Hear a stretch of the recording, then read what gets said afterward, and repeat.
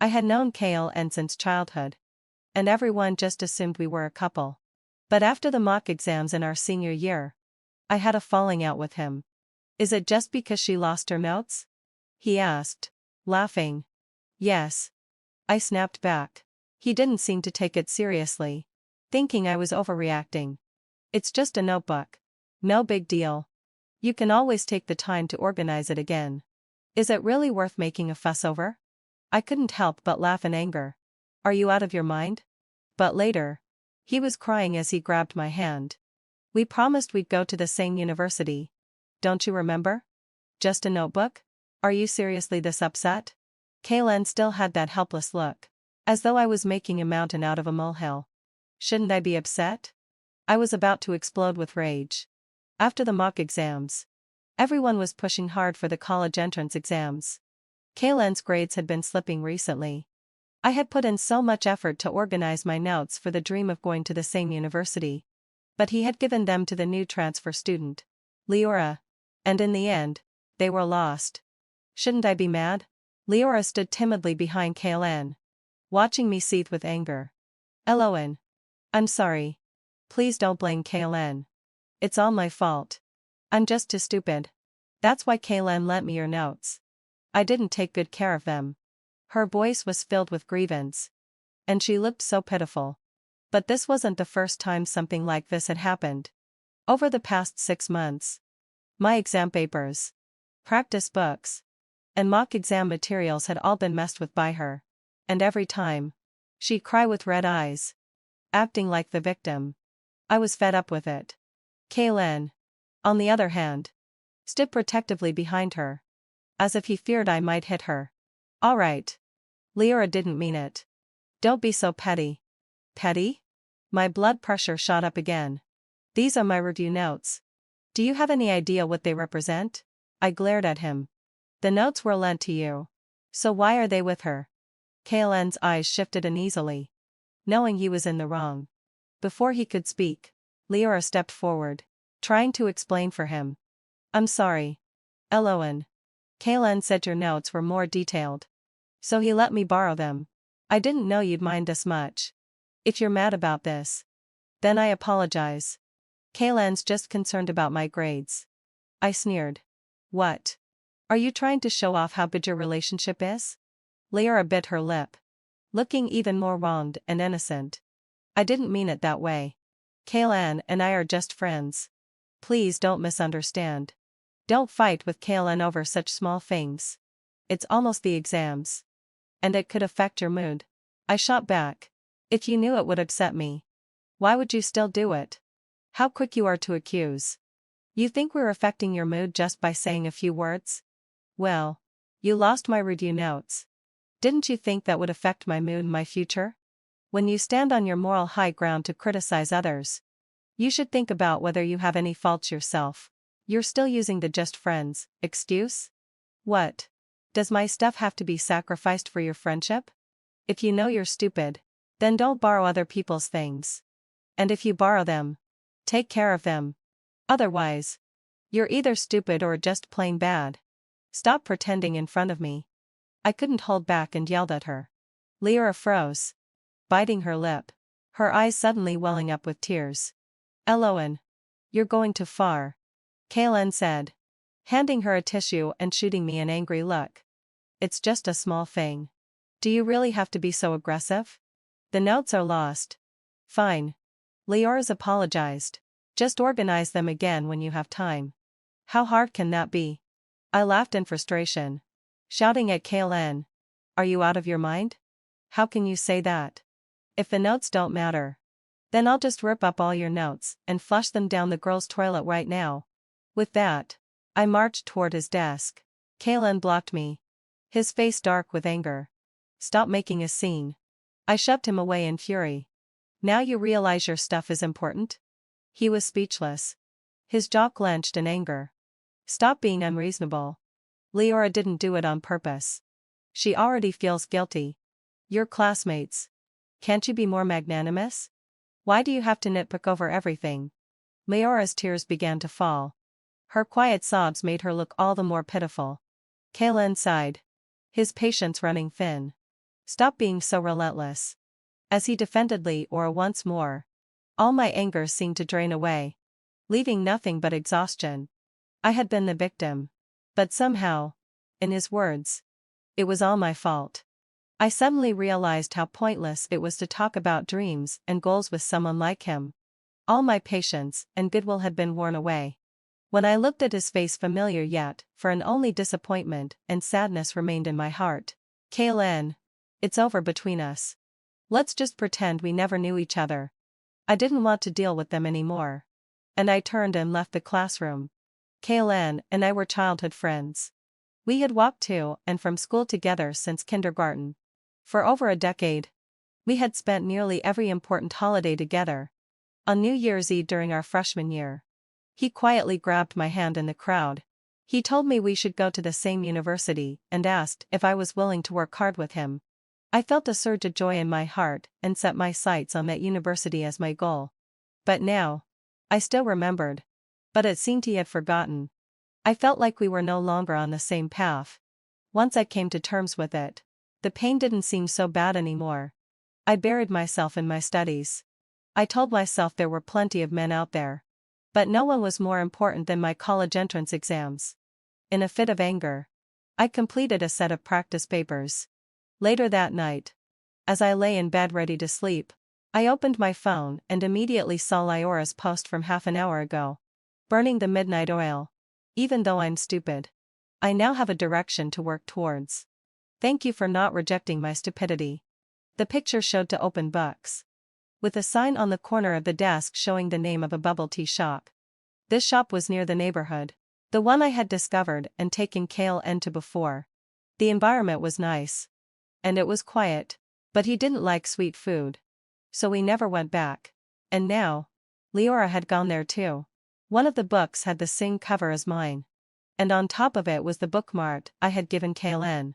Not long after, I received a message. Are you asleep? What do you want for breakfast tomorrow? I'll bring it to you. I checked the time, it was already 11 p.m. It seemed he had only thought of me after being with another girl. Looking at that familiar profile picture, my resolve became even firmer. I cancelled his pinned message and replied with 2 words, no need. Then, Lin out. I quickly blocked him. In the morning, as expected, I didn't see Kaylin downstairs. I didn't slow my pace as I headed toward school. Before I even entered the classroom, I could hear the cheerful sound of laughter coming from inside. Leora was sitting in my seat, chatting with Kaylin. As soon as she saw me, she smiled and stood up, returning to her own desk. I sat down with a neutral expression. Kaylin exchanged a smile with her before casually pushing a breakfast bag onto my desk. I got this for you. Try it. Inside the bag were 2 char siu buns, one of which had been squashed and was misshapen. The red pork filling stuck to the bag in a sticky, unappealing mess. No thanks. I pushed the bag back at him. Kaylin's smile faded as he saw my indifferent reaction. He furrowed his brow slightly. What's up with you? Still mad? When I didn't respond, his face grew even more serious. Eloan, are you done with this? You're really going to fall out with me over a notebook? Of course. I will. I retorted, my expression as cold as ever. Didn't I make myself clear yesterday? I gave him no chance for a better response. Leora, seeing this, came over with a bright smile to mediate. Eloan, don't be mad. Kaylin got up early this morning just to buy breakfast from this shop. Do you know their breakfast is amazing? Their signature is honey-glazed char siu buns. Right. The bag on her desk was from that very shop. However, her portion was much tittier. And she had even thoughtfully paired it with a cup of soy milk. No, thanks. I replied, refusing them again. I ignored them and started tittying my desk. Leora didn't give up, lifting the bag again to try and persuade me. It's really delicious. We waited in line for so long. Bang. I slammed a stack of books down onto the desk, cutting her off. The fact that they went together to buy breakfast, that was the point she wanted to make clear to me. Just like every time before, she pretended to casually drop a detail. But it was a provocation, meant to remind me how close she and Kaylin were. In the past. Hearing this would either make me sulk or get into a fight with Kaylin. And every time the argument went out of control, she'd explain innocently, "I didn't mean it that way." And I'd end up as the unreasonable one. But now, I had no expectations from Kaylin. So I wasn't angry or upset by her petty games anymore. I didn't even look at her, bluntly refusing. "I've said no. Stop bothering me." "Alright." Leora froze. Then looked at Kaylin with pleading eyes. "Don't pay attention to her." Kaylin's face darkened. And he snapped at me. "Eloan. I brought you breakfast. And now I got it all wrong?" His self-righteous tone was truly irritating. I didn't even spare him a glance. Firing back, "Did I ask you to bring it?" Ridiculous. Around us, the classmates seemed to be enjoying the spectacle, whispering and pointing.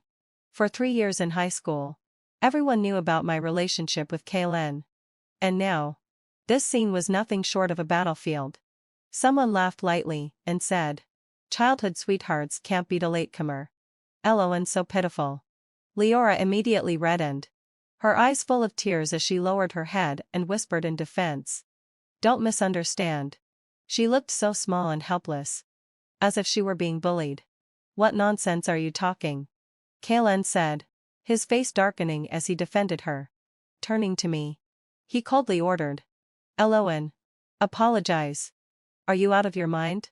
I was too angry to even deal with him. Just as I was about to grab my book, he yanked my arm forcefully. His voice cold and stern. "What's with your attitude? Leora is trying to talk to you kindly. Why are you making things hard for her?" It was his tone that made my blood boil. I shook him off with all my strength and retorted, "What's wrong with you? I barely said anything. And now I'm making her uncomfortable? You can mess up your own life, but don't go around spreading nonsense." I cursed, and Kaylin was stunned into silence. Leora immediately started sobbing, holding on to Kaylin in a pitiful attempt to calm him down. "Eloan. I'm sorry. Please don't be mad. Can you tell the class not to misunderstand me?" I. She looked devastated and embarrassed. And before she could finish, she cried and ran out. The way she phrased it made it seem like I was the one manipulating the class against her. Kaylin was furious and slammed his fist onto my desk, grinding his teeth. He pointed at me and spat. "You're mad because I didn't walk to school with you this morning, right? Fine." Let out a low sigh. "Turn your back on me if you want. Don't come crawling back later." With that, he immediately chased after Leora. "Are you crazy? I've already turned my back on you. You can do whatever you want. It has nothing to do with me." I was about to lose my mind from these two miserable people. They were trying to pin the label of bullying and exclusion on me. I couldn't tolerate it. So I immediately went to the homeroom teacher to request a seat change. I told the teacher that it was affecting my studies and asked to switch to an empty seat in the next group. The homeroom teacher, already dissatisfied with Kaylin's recent attitude toward his studies, readily agreed after hearing about my concerns.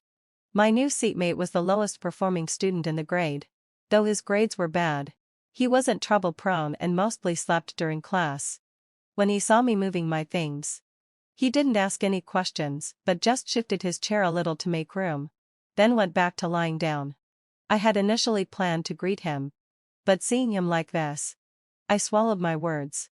In 3 years of class together, we barely knew each other, and I could count the number of times we had spoken on one hand. Kaylin skipped to classes. It wasn't until the long break that they returned. Leora's eyes were still red, but she seemed much calmer, clearly having been soothed. When Kaylin saw my old seat was empty, he instinctively looked up, his gaze darkening when he saw me sitting next to Limerick. "What a big fuss." He stared at me with an irritated tone. It was as if I had done something to offend him. Leora quietly lowered her head, looking forlorn and aggrieved. I didn't respond. But inside, I felt a wave of disgust. How had I never noticed before how annoying he was? I looked away and resumed taking notes, organizing the key points from the last lesson. The class monitor, who was friends with Kaylin, immediately tried to explain with an awkward laugh. "Class leader. This was the homeroom teacher's arrangement. Eloan just changed her study environment. After the big argument earlier, everyone knew that Kale and I had fallen out. To salvage his pride, Kale deliberately belittled me. So, she's sitting with the class reject now? The teacher really knows how to pick the perfect environment. He glanced at me sideways and sneered. Let her keep pretending. I won't go and comfort her. Implying that I was just putting on a show for him. I was about to snap back when Limerick, who had been sleeping, suddenly sat up. You've been sitting with the top students, haven't you? Alohan's ranked in the top 10 of the grade. How about you? The blatant sarcasm made Kalen's face turn black. I instinctively glanced at Limerick, surprised he knew my rank. Kalen, seething, snapped. You ranked at the bottom. What right do you have to criticize me? Limerick shrugged. I may have bad grades, but my character isn't bad. There's really no comparison. Kalen was clearly insulted, and seeing me smile made him scowl even more. After that day, we didn't speak a word to each other. I was busy every day, with only time for eating and sleeping. The rest of the time, I was studying. Since our argument, Kalen had grown closer to Leora. Even in class, they would often joke around and laugh together. Without any care, they flaunted their closeness right in front of me. Sometimes, it seemed as though they were deliberately trying to provoke me, mentioning where they planned to go after school to study. Every time, the students around us would laugh knowingly and sneak glances at my reaction. I didn't care. I simply scoffed, not letting them get to me, sticking to my own pace. Even when rumors spread among classmates about how childhood sweethearts couldn't compete with a sudden newcomer, I didn't respond. Occasionally, Limerick would bring me some books he didn't understand. He said they were supplementary materials bought by his family, but he couldn't make sense of them. Rather than let them go to waste, he gave them to me, perhaps abandoning all those distractions, or perhaps inspired by those study materials. I slowly began to master the weaker areas in my math. Out of gratitude, I would supervise Limerick's studies whenever I had time. Over time, we became more familiar with each other. The monthly exam results were released. I was ecstatic when I saw my math score of 131. I had finally broken into the top 5 of the grade. Amidst the congratulations, Kalen's gaze was distant. Before the 3rd year of high school, his grades had been better than mine. Compared to my progress, his ranking had dropped, but I wasn't bothered. I no longer rushed to care about his results like I used to. I didn't pay attention, didn't ask, and quietly spent the days solving problems. By the time most of the class had left after school, I was packing up when Leora came to find me. She timidly stood beside me. I ignored her and continued packing my things. When I was about to leave, she finally stopped me, looking frustrated. Eloan, don't misunderstand. Kale and I are just friends. He still cares about you. Otherwise, why would he get up early to bring you breakfast just because I mentioned it was good? Her voice grew quieter, more hesitant. But seeing her like this made a surge of anger rise in me. So, what are you trying to say? She bit her lip, looking like she was trying to contain her tears. Don't be mad at Kalen. I never meant to break you two apart. You don't need to change seats just to spite us. Don't you think it's too late to say anything now? Besides, who said I changed seats out of spite? Maybe I just wanted to stay away from you both because you bring bad luck. Leora froze, her eyes turning red with helplessness. Are you angry at me? I cut her off again. I'll say it one more time. Whatever you and Kale do doesn't concern me. Don't get all sentimental. Love expert. Just then, a cold voice interrupted. Are you done? Let's go. I turned to see Limerick standing by the classroom door. I immediately replied, I'll be right there. That evening, Kalen cornered me downstairs at my building. His face was dark with anger. Where have you been? It's none of your business.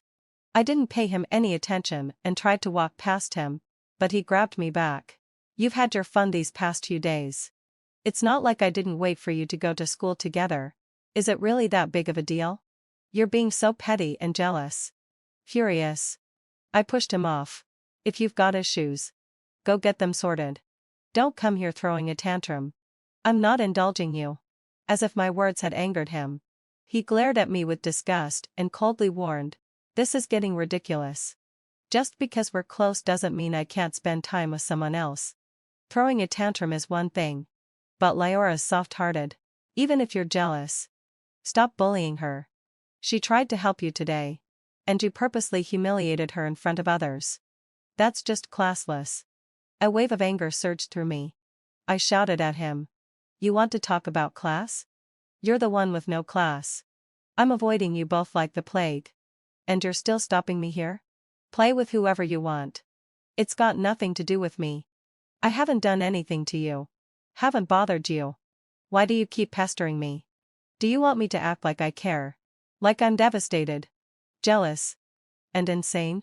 Is that what you want? Do you think you're the center of the universe?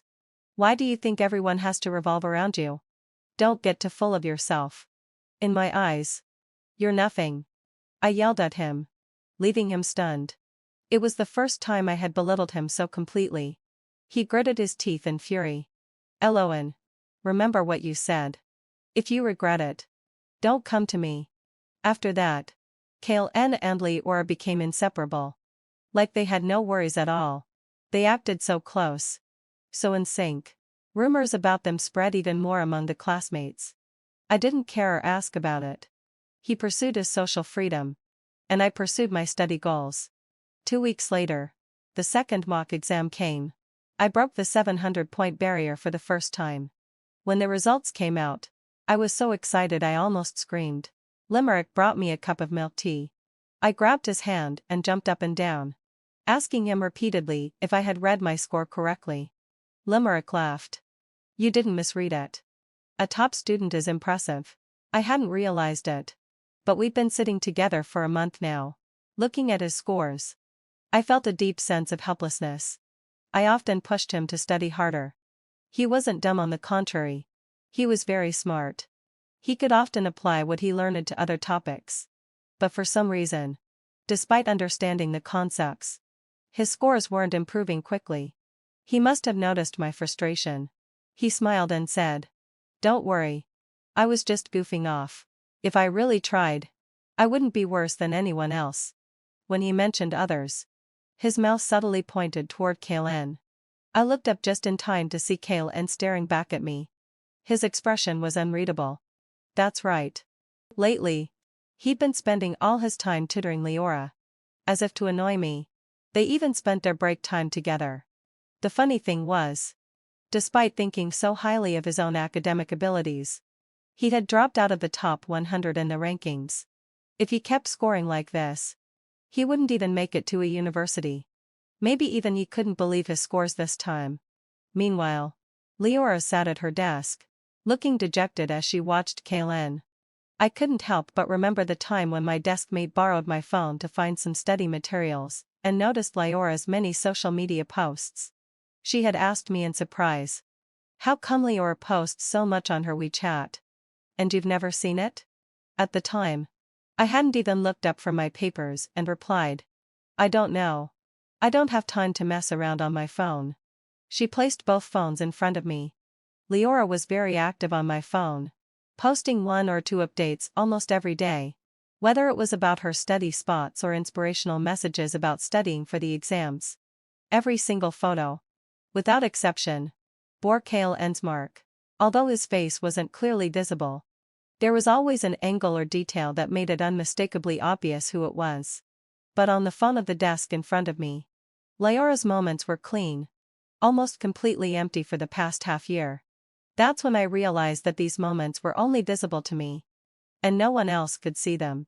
It was a pity I had never noticed these little tricks before, and by the time I did, I had already deleted them.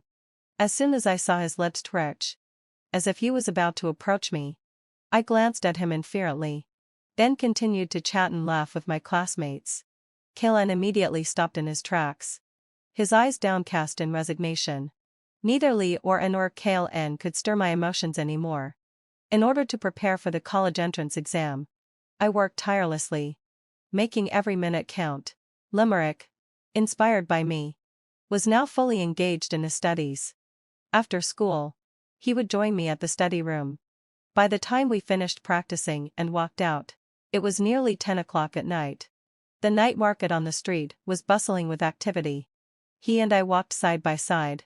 Suddenly, he hesitated and asked if I had any particular university in mind. The name of a university immediately popped into my head. It had once been my dream school, but now, I wasn't as obsessed with it. Let's talk about it once the scores come out, I said. It no longer held the same meaning for me. And now it didn't seem as attractive. Limerick raised an eyebrow. When you apply, let me know. I chuckled. It's not like we're going to the same university. Limerick didn't seem bothered. Who knows? Just then, a motorcycle zoomed towards us. Before I could react, Limerick quickly pulled me aside. The motorcycle zipped past us. I was startled, my steps faltering, and I crashed straight into him. My heart skipped a beat. Before I could recover, a rough force yanked me from behind. A tall figure lunged at Limerick and didn't hesitate to throw a punch at him. Who dares to make a move on her? Seeing who it was, I shouted, Kaylen, stop.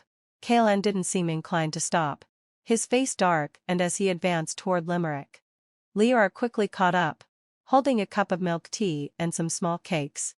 Seeing Kaylen out of control, she rushed over, almost in tears. Kaylen, stop, please. Limerick's mouth took a punch. He immediately began wrestling with Kaylen. I rushed over, pulling Kaylen away from him. Stop. What gives you the right to hit him? I angrily shook Kaylen away. By now, both of them had bruises on their faces. Kaylen, livid, snapped. I'm teaching him a lesson for making a move on you. Is there something wrong with that? He tried to advance again, but I pushed him away once more. What right do you have to interfere in my life? Limerick, seeing Kaylen not backing down, prepared to charge again. I immediately yanked him back. I didn't want to escalate things further. So I advised Limerick, forget it. Don't bother with people like him. Limerick just stared at me without saying anything. Kaylen, seemingly provoked by my words, snapped. What do you mean by that? Exactly what I said. I coldly confronted him. What gives you the right to control me? This has nothing to do with you. Maybe my tone was too firm. Kaylen looked at me in disbelief for a moment. Eloan, do you even realize what you're saying? You're trying to get under my skin on purpose, aren't you? Leora immediately jumped in to criticize me. Eloan, you've gone too far. How could you say that? If Kaylen didn't consider us childhood friends, would he care about you? She shot a glance at Limerick, continuing with false indignation. I've told you so many times. We're just classmates. Kaylen is only tutoring me. You can't just act out of spite and go pulling at other boys in the street late at night. Kaylen shook his head, as if deeply disappointed in me. Eloan, I know you're still angry about how I didn't wait for you this morning. But there's no need to get back at me by finding some random guy to make me jealous. Leora put on a heartbroken expression and proudly insulted me. Yeah. You really overdid it. As a girl, I'm just reminding you. Don't be so careless. Girls should love themselves more. Watch your mouth. I trembled with fury. Who are you talking to? Don't think I won't act just because you're a girl. Do you even know what kind of person you are? Limerick stepped in front of me at the perfect moment. Leora immediately reddened, her eyes filling with tears. She timidly moved closer to Kaylen, explaining, Kaylen, I didn't mean it that way. I was just trying to warn Eloan. I didn't want her to get tricked. After all, I'll say. She glanced at Limerick, deliberately leaving her sentence unfinished, to make it seem like something was being implied. Kaylen spoke in a deep, measured voice. Eloan, stop being childish. Leora was just trying to help you. Why are you twisting her words? It was utterly ridiculous. I'll thank her entire family. But I don't need her help. She should focus on respecting herself. What's she doing out here so late? Who's she with? I sneered as I glanced at the food Leora was holding. Leora turned her face away, covering the items with her book bag. Kaylen, noticing my gaze, looked embarrassed. You misunderstood. Leora asked me to help her with some questions. And we were reviewing late. so we bought something to eat. I don't need your explanation. This has nothing to do with me. Move out of the way. Ignoring Kale N's stormy face, I was about to tell Limerick to leave when Leora suddenly grabbed my arm in fury. Eloan. What do you want? You've already caught Kale N's attention. He stood up for you. And now you need to stop. Even if Kale N bought this stuff, it's just his gentlemanly way of helping a classmate. If you care so much, I'll just give it to you. I pushed away the bag she was shoving at me. Crazy. Not wanting to deal with them anymore, I turned to leave. I thought it was over. But then, Leora chased after me. Where do you think you're going with him at this hour? Are you trying to make Kale N jealous by acting all close with him? Can you be any more shameless? Are you out of your mind? Furious, I turned back and shoved her, shouting. You're always pretending to be pure. Pretending to be innocent. You're the scheming, manipulative, green TBCH everyone talks about. Stop parading around in front of me, can't stand the sight of you. You shameless wretch. Leora staggered from the push. Kale N caught her from behind and raised his hand, slapping me across the face. Slap. I was interrupted before I could finish my words. Leora's eyes were red, and she looked pitiful. Kale N gritted his teeth, his face dark with anger. Eloan. I didn't expect you to be such a malicious person. I trembled all over, my face burning with pain. Before I could even react, Limerick had already punched Kale N in the face. Damn it. Who the hell do you think you are? Laying a hand on a girl, talk about losing a man's dignity. All the last traces of any lingering affection vanished in my heart. I pulled Limerick away. Kale N's face was covered in bruises. He looked at my swollen face for a moment, stunned. I walked towards him without hesitation and slapped him across the face. Get lost. I blocked all of Kale N's contact information. I also told my mom about falling out with him. My mom wasn't fond of him, so when he came to our door, she didn't let him in and told him not to disturb my studies. At school, I treated him like air. Even though he came to apologize again and again, I ignored him. Until one day, he cornered me at the stairs. I'm sorry for what happened last time. I tried to walk past him, but he wouldn't let me. So I had to respond. I don't want to forgive you. Move. Don't block my way. Kale N spread his arms and blocked me again. Listen to me. I was just really angry when I saw you with another guy. I was wrong. Can you give me one more chance? I looked at him, then calmly said, no. Kale N's entire body slumped. He stared at me, bewildered. Why? I've already apologized. Why not give me a chance? Was that supposed to be something impressive? I pushed his hand away with disdain and turned to leave without a second glance. It seemed like a rift had appeared between Kale N and Leora. They no longer went everywhere together like before. Several times, I ran into Kale N at the entrance of our neighborhood. I never knew he could be this shameless. After all that had happened, he still greeted me as though nothing had occurred, even bringing me breakfast. His tone was so familiar, as though we had never had any unpleasantness between us. But I didn't take it. I even had to leave half an hour earlier every day just to avoid him. Leora also went back to commuting alone. She asked Kale N several times for help with questions, but he ignored her. So, rumors slowly started to spread among the classmates. I didn't inquire, didn't care, and kept my distance from the gossip.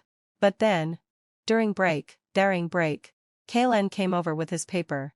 This was the first time he had tried to make amends in front of our classmates since our falling out. Leora sat at her desk, her eyes fixed on us. I knew she was watching Kale N's actions. Kale N dragged a chair from the neighboring desk and sat next to me. Eloan, can you help me with this question? I didn't even look up as I declined. I can't help. Kale N's face immediately turned pale. He probably didn't expect me to refuse so bluntly in front of everyone. Leora, fuming, rushed over. Eloan, what's your problem? Do you think you're better than everyone else? Her eyes fell on my paper, and she angrily added, you say you can't do it. But you've already solved it. Haven't you? Kale N's face turned even paler. I casually covered my paper and glanced at them. Leora, As if she had caught me in a mistake. "You a mistake," snapped at Kaylen. "Kaylen, can't you see? She's doing this on purpose." I smiled. "Yeah. So what?" Leora was left speechless. Her face flushed with embarrassment. Kaylen seemed to feel utterly humiliated, his face darkening as he pushed his chair back. With everyone watching, he quickly left the classroom. This refusal earned me some peace afterward. Kaylen, after all, still cared about his image. After that, he really didn't try to approach me again. As the college entrance exams drew nearer, everyone was making their final push. Kaylen and Lee were no exception. I spent every day in class or the library, even reviewing vocabulary before going to bed. My goal was no longer just to get into a university, but a higher-ranked school. I wouldn't stay in one place for anyone. I wanted to reach for a broader sky. Day after day of effort passed. Then, let out a low sigh. The 3-day exams arrived. The tense atmosphere finally eased. I was finally able to relax. I took a few days to rest before starting my summer vacation. Kaylen did come to my house once, but my mom didn't let him in, claiming I had gone out with friends. I thought that would be the last time I'd see him, but unexpectedly, hadn't fulfilled my obsession. I ran into him at a classmate organized party. At this point, everyone had changed out of their school uniforms, looking like a completely different person. I was no exception. After I changed my hairstyle, everyone joked that my previous looks were hidden behind my bangs. We teased each other a bit. I had barely sat down when Kaylen came and sat next to me. Leora sat across the table, a few feet away. Kaylen looked at me intently, his eyes filled with admiration. "Eloan, you look dazzling today." "Thanks." I didn't shy away. By this point, I had let go of any lingering resentment. Seeing him again, I wasn't angry anymore. He seemed much more reserved now. "How did you do on the exams?" "Pretty good, I guess. What's your estimate?" I think I did way better than expected. I should be able to get into a university. But the program might be hard to say. But if I can't get into a university, I'll still go to college in this city. Kaylen eagerly shared his situation. Leora, although sitting far away, kept her eyes fixed on us. I glanced away, nodding slightly without saying anything. Kaylen thought I was agreeing with him, and continued, "You should be able to get into a good program at a university. When school starts, I'll come pick you up. We can go to registration together. Let's talk about it after the results are out." I interrupted him calmly, then turned to chat with some of my friends. The next day, I went to visit my grandmother in the countryside. Kaylen sent me a text, inviting me to go on a graduation trip. I read it and deleted it without replying. Later, my mother called to say that Kaylen had been looking for me, and only then did she tell him I was in the countryside. After that, he went on the trip with some other classmates. I didn't just hear about it from mutual friends. There was also an anonymous account that often updated its moments, recording the entire journey. I knew this account was Leora's. Her intention was clear. She wanted me to see it, to provoke me. But I didn't care. I scrolled past it like an ad, barely stopping to look. On the day the results came out, I was nervous. When I learned that I had scored 714, all my efforts finally felt tangible. That evening, I unexpectedly received a message from Limerick. "Top student. Is it Xianxia or Peking University?" I laughed. "Are you so sure I'll get into Xianxia or Peking University?" He replied, "Absolutely. Still haven't decided. Which one are you choosing?" I smiled but didn't say much.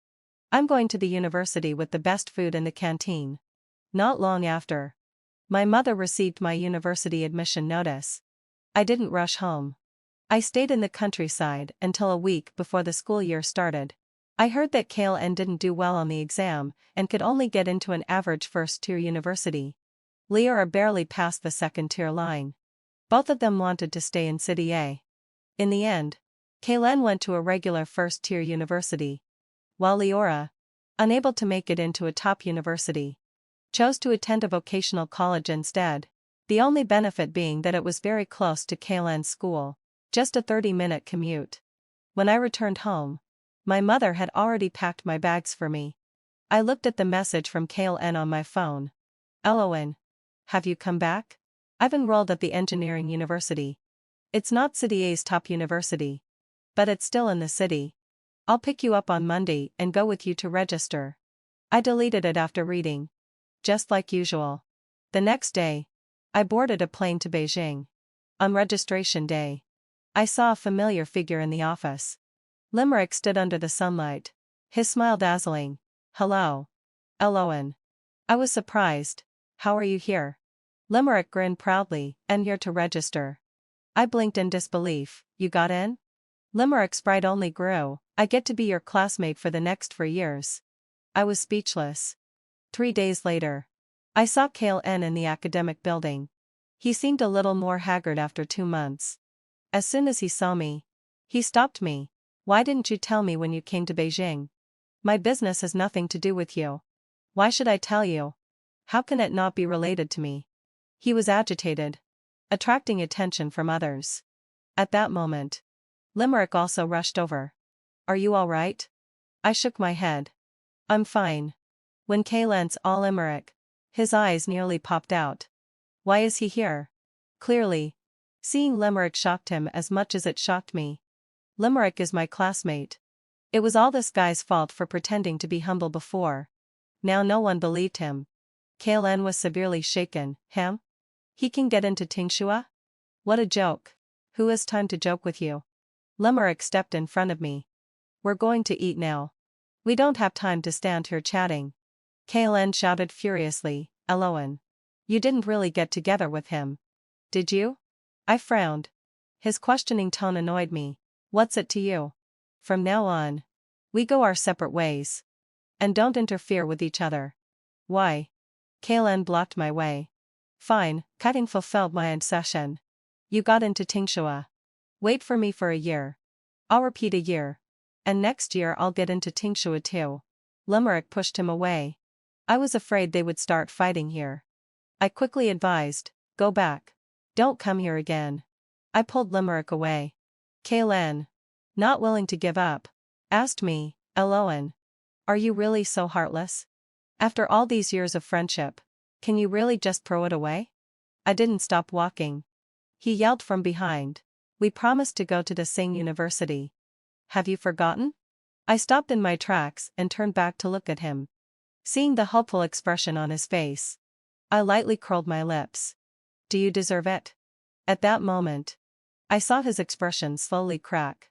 Those who belittle others will eventually be belittled.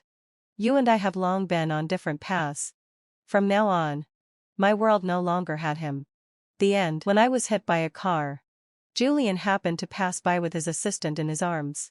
Covered in blood.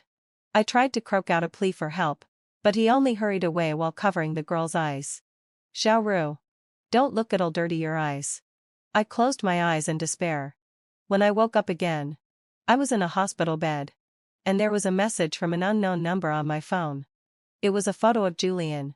His clothes disheveled, leaning down to kiss his assistant. An inexplicable calm settled over me. I opened my contacts and sent a message, Clara. I've decided to go abroad. When I stayed in the hospital for 3 days due to the car accident. During that time, Julian didn't send me a single message. I suppose he was too busy with his assistant. I had no more expectations left for him. When I checked out, a young nurse looked at me worriedly and urged, be careful your injuries aren't fully healed yet. Make sure you don't get them wet. I nodded dully, okay. After the accident, she was the first person to care about me, and the only one. The man I'd loved for 8 years was now by someone else's side. How ridiculous. When I got home and tried to unlock the door, the password was rejected 3 times in a row. I never thought that in just a few days of being in the hospital, even my home would no longer be mine. I laughed bitterly and called Julian. Password. Heh. So you still remember to come home? I thought you loved throwing little runaway fits? Julian's voice was as arrogant as ever. Showing no mercy. Talking to me felt like an act of charity. In an instant, I was drained too exhausted even to feel angry. Don't you know what I've been through these past few days? What else could you be doing besides throwing jealous tantrums all day? Kyra. You're not getting any younger. Can't you stop acting like a petty little girl? Julian's complaints went on. But I couldn't listen anymore. I frowned and hung up, ignoring his outrage on the other end of the line. That's just how Julian was. If he thought I'd done something wrong, he'd always insist on punishing me, just like he'd done countless times before. But now, I had no energy to play these silly, childish games with him. Before I left, I couldn't even be bothered to stay angry at him. I checked into a hotel, planning to stay there until my overseas assignment started. I didn't want to see Julian anymore, and I was sure he didn't want to see me either. That night, just as I was about to fall asleep, Julian called me unexpectedly. What on earth are you still fussing about? Haven't you had enough? I'm not fussing. Julian. Then hurry home. Do you expect me to get on my knees and beg you to come back? You never told me the new password. Julian. Didn't I ask Leela to tell you? If she didn't, why don't you go ask her yourself? She probably forgot. She just graduated, she's a bit scatterbrained. Suddenly, I didn't want to argue anymore. He would always stand against me, protecting someone else's heart. After all these years, how had I never noticed how annoying he was? So many people around me had told me he wasn't worth it. But my stupid, love-addled brain had always put a pink filter over him. Maybe, in a relationship, whoever takes the initiative first, whoever gives more, ends up as the inferior one, the one who compromises endlessly, and is never loved in return. I had 1 week left before my overseas assignment. Clara had actually mentioned the assignment to me a month earlier. But back then, my mind was completely focused on Julian. I was still trapped in the vortex called love. I didn't want to be in a long-distance relationship with the person I loved. So I turned down the opportunity without hesitation. I still remember how disapproving Clara looked then. She pleaded with me earnestly, Kara, this opportunity is rare. You shouldn't slow down your own progress for anyone. What had I said in reply? I want to give him one more chance. Julian and I had already had problems in our relationship a long time ago. Even before his assistant appeared, I'd been the only one struggling to hold on to this relationship. He almost never took the initiative to contact me or send me messages. Even when he replied, his responses were the height of indifference. Back then, I'd kept reassuring myself, this is just the dull phase of a relationship. It's fine. It's fine. But was it really fine? Maybe he was just naturally cold, bad at showing his feelings. When did I first notice the existence of his assistant? Leela? It might have been when he could never put his phone down during meals. Or when I'd catch a faint whiff of women's perfume whenever I got close to him. Or when he'd complain from time to time about his subordinates. Stupid mistakes, yet he was willing to get up half an hour early every day to pick up his on-the-way assistant. One day, he'd unexpectedly come to pick me up from work and said he wanted to spend Valentine's Day with me. In 8 years together, we'd never celebrated Valentine's Day before. So, his sudden gesture didn't even make me feel happy, it only filled me with a vague sense of unease. It was like throwing a stone into a stagnant pond. The ripples startled the small animals drinking nearby, making them flee in fear. When he saw how tense and unhappy I looked, he was confused at first, but soon returned to his usual impatient expression. He spoke to me like he was scolding a child, "You're so hard to please. You've been wanting to celebrate Valentine's Day. But I've always been busy. Now that I finally have time to accompany you, you're giving me the cold shoulder?" Instead of answering his question, I asked, why the sudden Valentine's Day plans? Julian was stunned. As if he hadn't expected me to ask that. A flicker of guilt crossed his face. Are we still going to watch the movie or not? The movie was no enjoyable experience. I was listless and kept yawning. Julian, on the other hand, kept looking down at his phone to reply to messages. A soft smile playing at his lips, so faint he probably didn't notice it himself. Even when there were no new message alerts for a while, he'd keep going back to the chat page to refresh it, as if afraid of missing something important. Who's messaging you? My assistant. She's just graduated, always forgetting things. So clumsy. There was an undeniable note of amusement in his voice, not a hint of the frustration a boss would feel toward an incompetent subordinate. His answer only made me feel worse. I couldn't even stop myself from speaking with bitterness and malice. If she's bad at her job, then fire her. What's gotten into you today? Why are you acting like such a bitter woman? He accused me without a second thought. Never caring about my feelings. As if that wasn't enough. He went on, have you forgotten how clumsy you were when you first graduated? You didn't know how to do anything, you couldn't even use the printer. You had to ask me about everything. Even your resume needed me to edit it. He was about to keep criticizing me when someone nearby interrupted. Have some decency. Who talks this much during a movie? Julian had always cared deeply about saving face. Being scolded like that in public made his face darken instantly. But he also knew he was in the wrong and didn't dare make a scene. He just stormed out of the theater. I didn't chase after him. I stayed and finished watching the movie alone. 3 After that incident, Julian and I fell into an unprecedented Cold War. He didn't come home for 2 weeks straight and didn't send me a single message. In the end, I couldn't help but swallow my pride and go to his company to find him. I had just reached the door of his office and hadn't knocked yet when I heard a cope at this female voice from inside. Boss. You're being too mean. Her voice was bold and playful, with a hint of spoiled arrogance. When I pushed the door open, the first thing I saw was the two of them sharing a smile. Julian even flicked Leela's nose gently. Stop messing around. Hurry up and send these documents over. At the sudden intrusion, Julian was about to lose his temper until he saw it was me. He awkwardly stepped back to put some distance between himself and his assistant. It was Leela's first time meeting me. She watched Julian's reaction and guessed my identity. But a bold smile never left her soft, delicate face. When she noticed me looking at her, she didn't hesitate to hide behind Julian and size me up from head to toe openly. Perhaps realizing he'd crossed a line earlier, Julian softened his tone for once. Kara. I'm sorry. Let's end this Cold War. With that, he ignored Leela's presence, stepped forward, and hugged me tightly. See? He was always like this, slapping me one moment, then giving me a sweet to make up for it.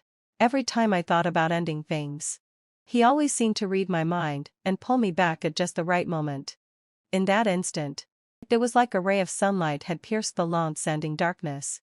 I hugged him back. Okay. That night when we got home, he took the initiative to talk about Leela, explaining, she's the daughter of a business partner, old Chen. The one you've met before. His only daughter is working under me. I owe old Chen a favor, so I have to take extra care of her. Seeing I didn't say anything, he kept explaining, Xiaoru is a really nice person. She even often tells me not to forget about my girlfriend because of work. She was the one who planned the Valentine's Day thing. He held me in his arms, yet kept talking about all the good things about that other girl. I felt unhappy, but I didn't argue. I even asked myself, am I being too petty? Maybe all his actions are just to take care of his partner's daughter? Back then, I truly thought Julian and I had made up. I had no idea that once a seed of doubt is planted, it's hard to pull it out. After that, he came home on time every day and reported his every move to me. Just like he did when we first got together. Gradually, I let my guard down, or more accurately, I refused to overthink things anymore. So when Clara mentioned the overseas assignment to me earlier, I turned it down without hesitation. Julian and I had finally gotten back on good terms. How could I bear to leave just like that? It wasn't until this car accident happened when I called Julian immediately. But he hung up on me repeatedly when I got into an accident right next to him. Yet he couldn't spare even a glance for me, focusing only on protecting his assistant in his arms. Afraid she'd be scared by the crash. Seeing that everything changed. During my hospital stay, I saw a new post on Julian's Moments. Happy birthday to the lovely little princess. Leela. I still remember when we first got together. I was just like all those other girls who'd just fallen in love, full of whims and fancies. I'd asked him to post about my birthday on his Moments to celebrate it publicly. A small way to show our affection. His reply back then had been, "You're so childish." After liking his post, I happened to receive the contract Clara had sent me. I opened the link and signed my name without hesitation. That night, I slept deeply, without a single dream. As soon as dawn broke, I left the hotel and saw Julian leaning against his car window, smoking non-stop, looking tired. When he saw me, he put out his cigarette, smiled, and asked, Kyra, is your leg better? Oh, so he did know about my car accident. I understood. And nodded slightly, yeah. It's almost better. Seeing how calm I was now screaming. No furious accusations, Julian finally relaxed. He let out a heavy breath, stepped forward, and hugged me. Rambling an explanation, I'm sorry. Kyra. I didn't know. I thought you'd just run away again because you were throwing a fit. I didn't struggle. Letting him hold me tightly as I spoke with a blank expression. Then how did you find out? Clara from your company told me. She said you got into a car accident 4 days ago. So that was it. Clara had finally couldn't stand it anymore and warned him. As he went on, his voice grew quieter. Even he thought it was absurd and derelict of duty for a boyfriend to only learn his girlfriend had been in a car accident through someone else. Is that so? I replied casually. A dull ache in my chest that I didn't let show on my face. I've been too busy lately and neglected you. I'll change. Believe me.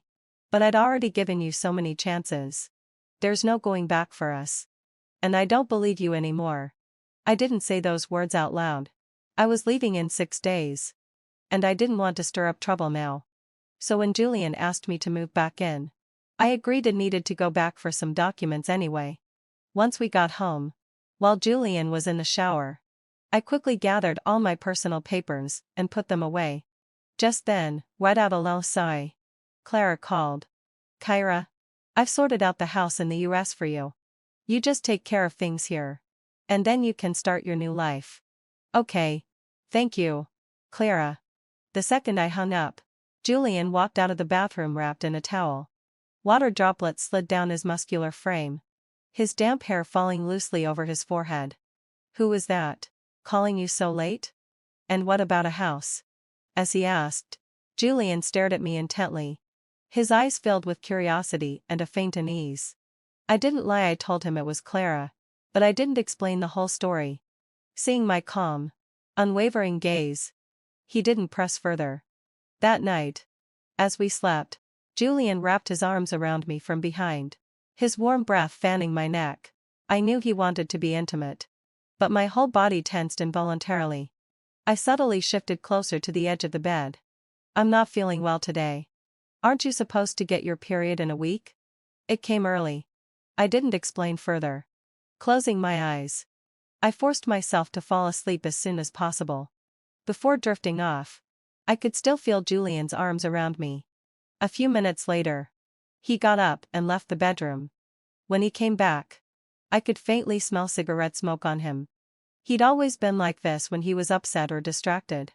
He'd chain smoke, one after another. I thought back to when Julian's career was just starting out. He couldn't find investors or land deals. And he'd smoke all night too. Later, at Awasai, as his career took off and he finally established himself in this city, he stopped smoking nonstop. But he also started coming home later and later. And we gradually stopped talking much. I was busy with my work. He was busy with his business. We'd worked so hard to keep our promise of building successful careers and living a better life, yet we drifted further and further apart. Over the next few days, I didn't want to waste time on Julian. But he seemed to sense something was wrong and started going out of his way to do things for me. One morning, I headed to work as usual only to find Julian waiting by the road with his car already parked. Get in. I'll drive you to work today. Aren't you supposed to pick up your assistant, who lives on your way? The second the words left my mouth, I realized they sounded off. Sure enough, Julian's face lit up. Kyra, are you jealous? I fell silent again. There was no point in being stubborn when someone was offering to drive me. So I got in the back seat directly. Julian froze for a second, clearly not expecting me to sit there. Kyra. Why? He didn't finish his sentence. Following my gaze, he looked at the pink sticker on the back seat that read, Princess's exclusive seat. There was no need to ask who the princess was. The atmosphere turned awkward instantly. Julian hurried to explain. Leela stuck that on her birthday. You know she's just a kid. I sneered inwardly. A kid, yeah. A 23-year-old kid. When I didn't respond, Julian fell silent too. The car headed toward my company. And neither of us spoke until a phone call broke the silence. Julian answered it. A young girl's muffled, tearful voice came from the other end. "Boss. Since you came to pick me up today, I had to take the subway. And I ran into a pervert.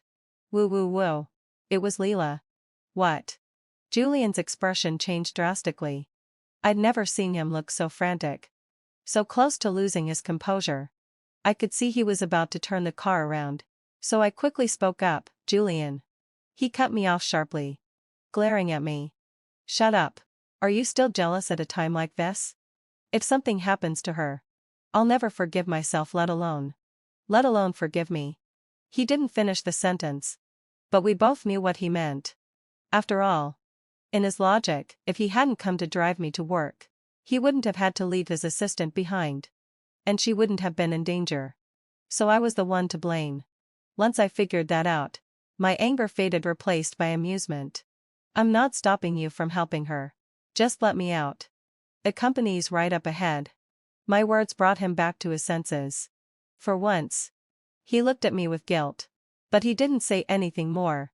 After dropping me off, he didn't hesitate for a sec, and he turned the car around and sped away. I stared at the direction his car had gone. Then glanced at my phone. Good, what out a low sigh. I still had enough time. Today was my last day at the company. Before being assigned abroad, I needed to finish handover work. I'd take the remaining days as a vacation for myself. I knew Julian wouldn't be coming back that day. I packed up my things neatly, leaving only some clothes to avoid suspicion. I had 2 days left. It was better not to let Julian find out before I left. As expected, Julian didn't come back. He was so busy he didn't even have time to send a text. Just then, I received more photos from that unknown number, photos of Julian carrying his assistant into a hotel in his arms. Even though I'd already decided to give up on him, my heart ached uncontrollably. And I felt a surge of unvented anger at being betrayed.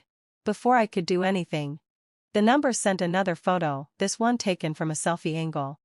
Julian was asleep on the edge of the bed, one hand still holding the hand of the girl lying on the bed. The girl's face wasn't visible, but I knew it was Leela. I saved all the photos one by one, then went back to my work. The next morning, Julian finally came home, his face etched with exhaustion. I didn't look up at him. Just ate my breakfast quietly. He hung up his coat and sat across from me. I was in such a hurry the other day that I said some thoughtless things. "I'm sorry, Kyra." I still didn't look up. Just focused on my phone, replying to Clara's messages. "Are you still angry?" he asked cautiously, watching my every move closely. What did you say?" I finally finished replying to Clara and looked up at him in confusion. One person was anxious and trying to please. The other was completely oblivious. In that moment, our roles reversed.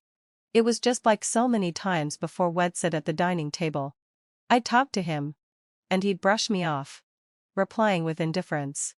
Once, heading so failed my obsession. When I excitedly told him about an interesting thing that happened at work, he'd even asked me, "What did you just say?" I still looked at him in confusion. But he suddenly stood up, stepping back several times in a row, his lips trembling. Finally, he pulled a lighter from his pocket and lit a cigarette with a shaky hand. Smoke swirled around him, his profile hidden in the dim light. I could barely make out the deep furrow between his brows. A long time passed, so long that I thought he wouldn't speak again.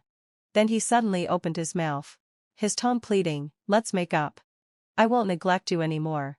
If it bothers you, I can fire Leela too."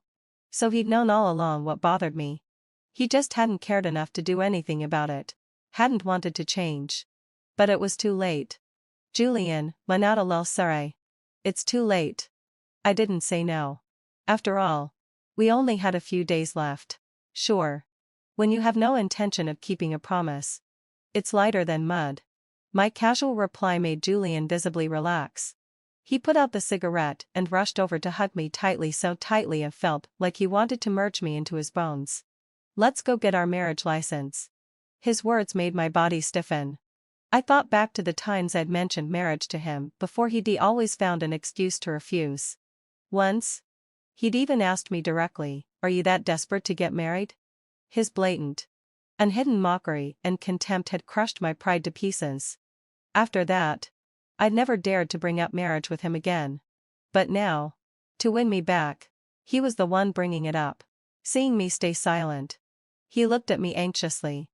Is it too sudden? I pulled out of his embrace, looked straight into his eyes, and suddenly smiled. It is a bit sudden. Who proposes by just saying, let's get our marriage license? When he saw me smile, he finally let out a long breath of relief. The tense, pleading look on his face softened a little. Okay, I'll plan a proposal for you. We will be happy together. Would we have a future? No, Julian. We'll never be happy together again. With my agreement, Julian grew visibly excited. He even started fumbling with nervousness. I watched as he began planning the proposal, messaging his friends to discuss details, and searching online for tips on preparing for a proposal.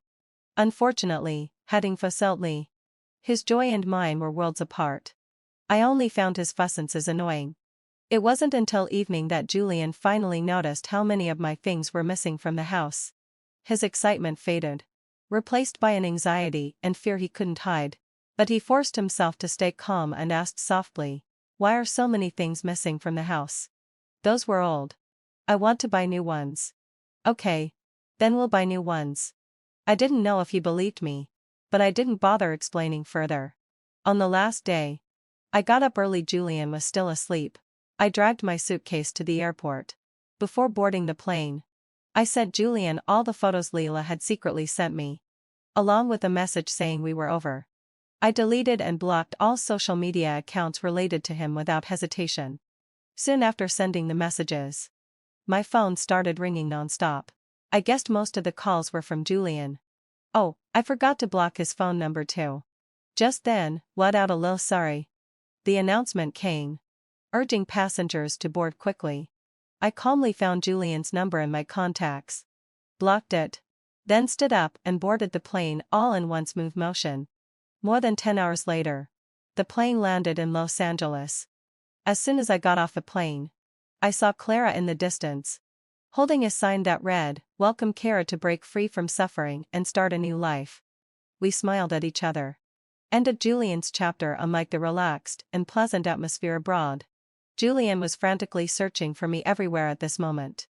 When he arrived at the bottom of my company building, he happened to run into my colleague. Seeing him look so frantic, the colleague stepped back cautiously to keep a distance.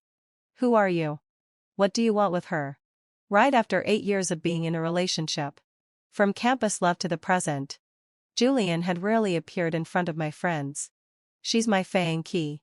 The colleague looked at him suspiciously, hardly believing it. After all, he had never seen Julian come to look for me before.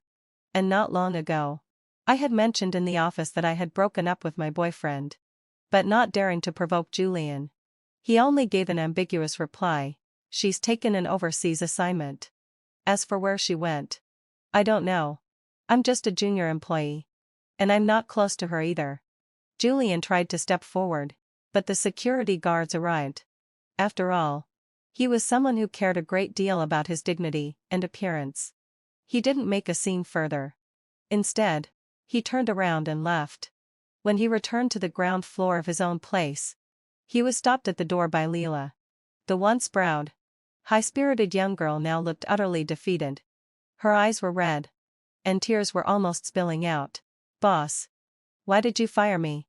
On a normal day, seeing her like this would have made Julian feel sorry for her. But now, he only found her annoying and hated himself even more for misjudging people. Forever thinking she was like the old Kara. "Get out. Don't let me see you again." Yes, Nebing Thosel Sai. The real reason Julian had taken special care of Leela was never because she was the daughter of a business partner. What had truly caught his attention was the stubborn, unyielding spirit about her. Even though she often made mistakes at work, she never got discouraged.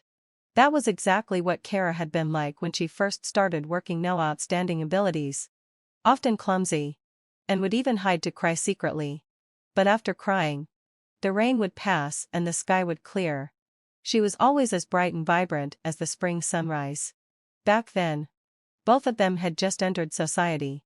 As to rookies in the workplace, they could only rely on each other for warmth and comfort.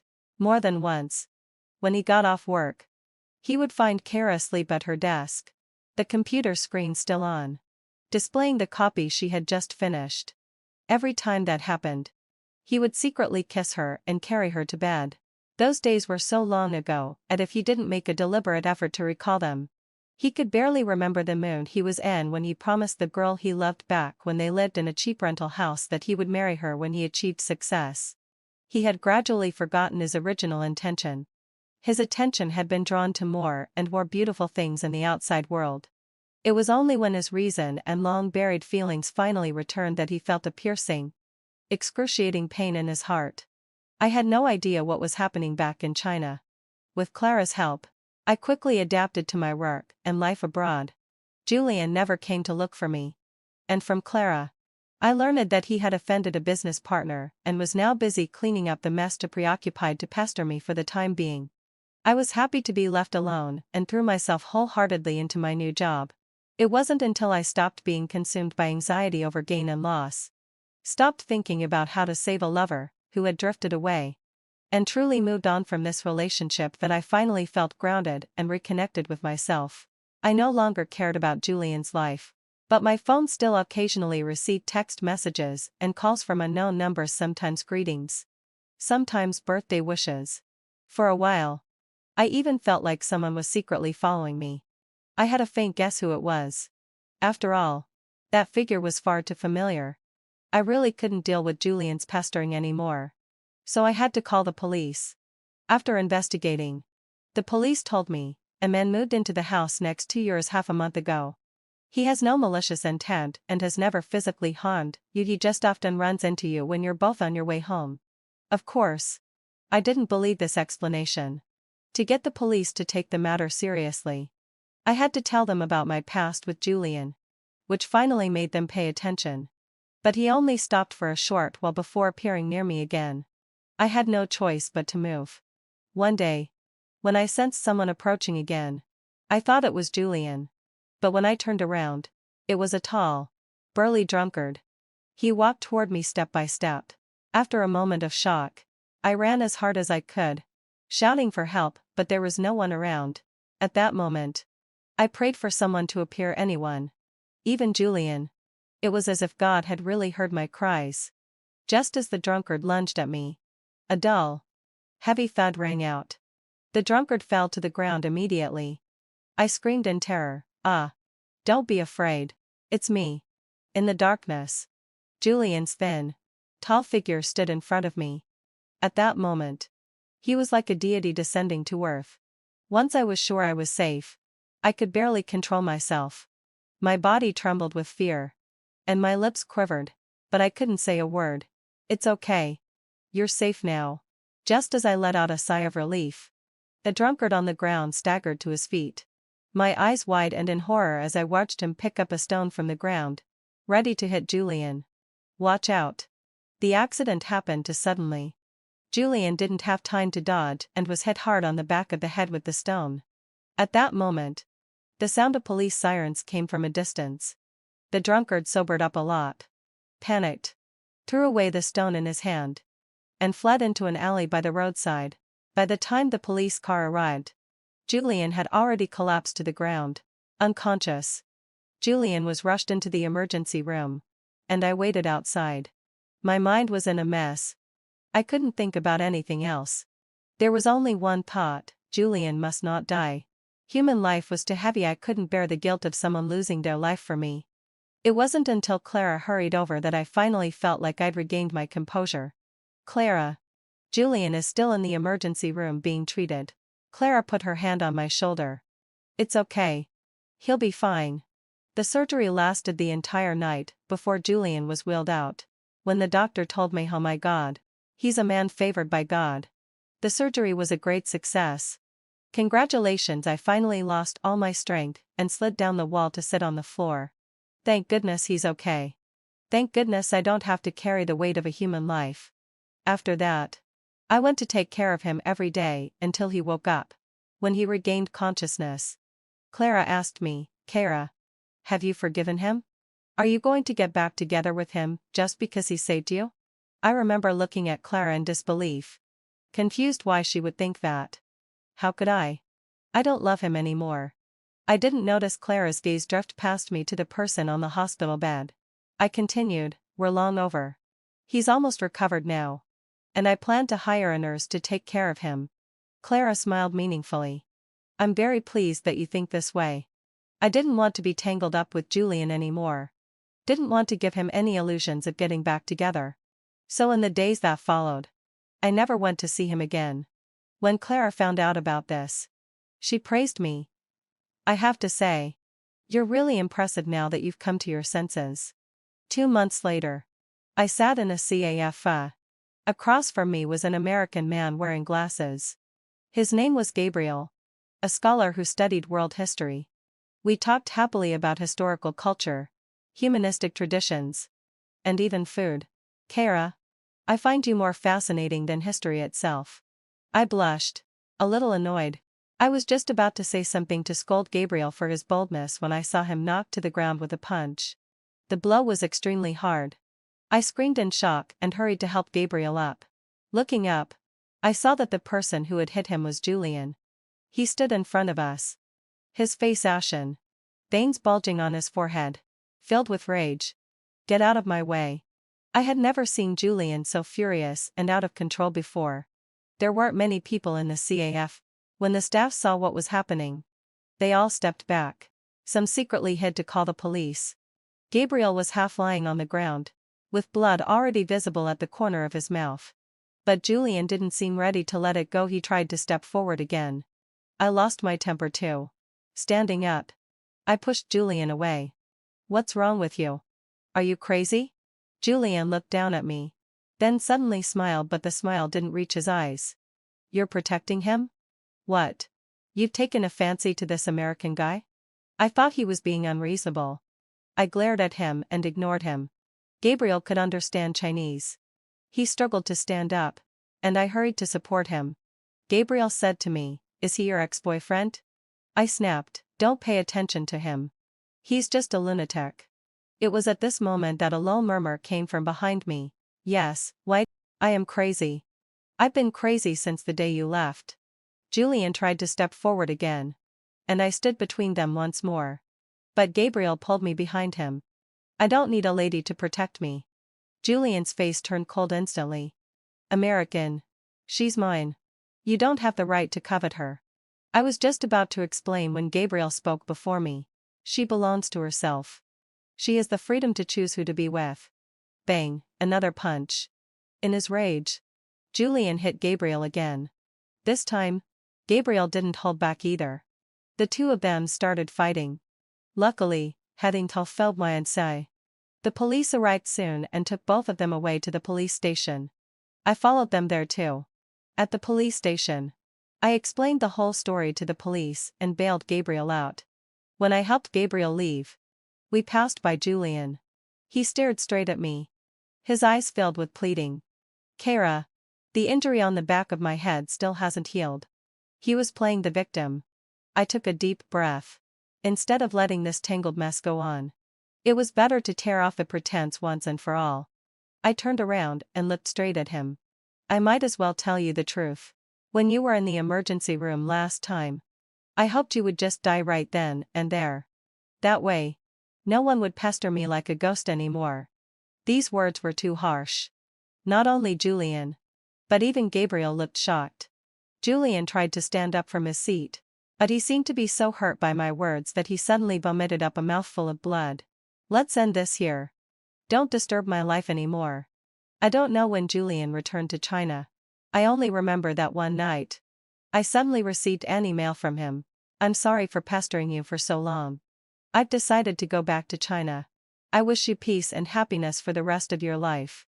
A few days later, I received a phone call. It was Leela. You're so cruel. Do you know that Julian came back to China with injuries all over his body?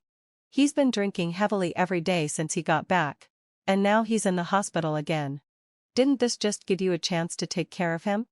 You come back. I don't want to see him giving up on himself anymore. As soon as the words fell, Julian's roar came from the other end of the phone. Get out. Who told you to bother her?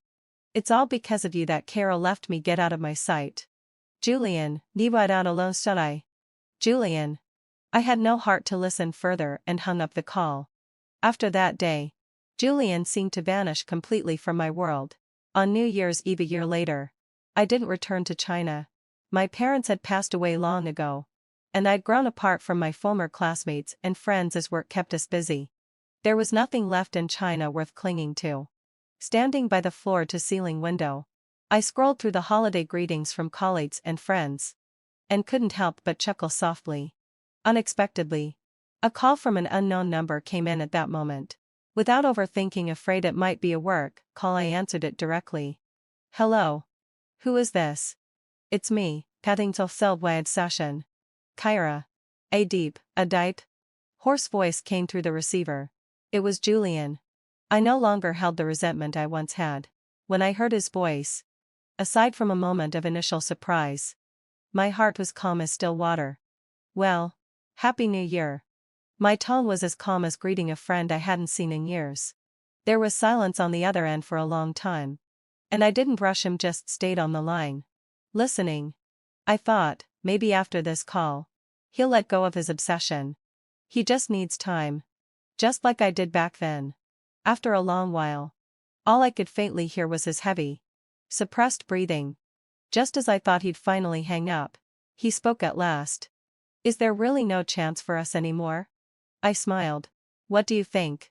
Believe me, I never betrayed you emotionally. You've always been the one in my heart. He hurried to explain, his voice thick with sobs. It doesn't matter anymore. Who the person in their heart is doesn't matter now. I've let go. And I hope you can too. No. I can't. I've tried to forget you these past few months. But the more I deliberately try to erase you, the more I keep remembering those old days. I didn't defer more than I. Give yourself a little more time. The road to letting go of you, I walked it alone for years before finally moving on. When I first went abroad, I still hated Julian, hated that he betrayed the vows he made to me. Hated his coldness toward me. But now, I could talk to him calmly. 3 years later, I held a wedding in the United States. My groom was Gabriel, a scholar who specialized in world history. He was deeply interested in Chinese culture. We often exchanged ideas and discussed topics. Then fell in love naturally. And finally walked hand in hand into the marriage hall. On our wedding day, Gabriel and I stood before the pastor and many friends, vowing to love, cherish, and stand by each other always. Amid the warm cheers of everyone present, Gabriel and I exchanged rings. From the corner of my eye, I suddenly caught a glimpse of a familiar figure in the lively crowd. He had grown even thinner. His frame frail. He wore a baseball cap. His entire face hidden in the shadow of the brim. Farewell, my former love. Farewell to my once passionate yet broken past. Finally, at the age of 35, I stepped into married life with someone I loved. Years later, I heard news of Julian again. It was said that one day, he suddenly announced he'd sold all his company shares and gone alone to teach in a poor area in the western part of China. It was just like the promise he'd made to me back then, Kyra. I came out of the mountains. I hope one day I can go back and help them too. You mean volunteering as a teacher?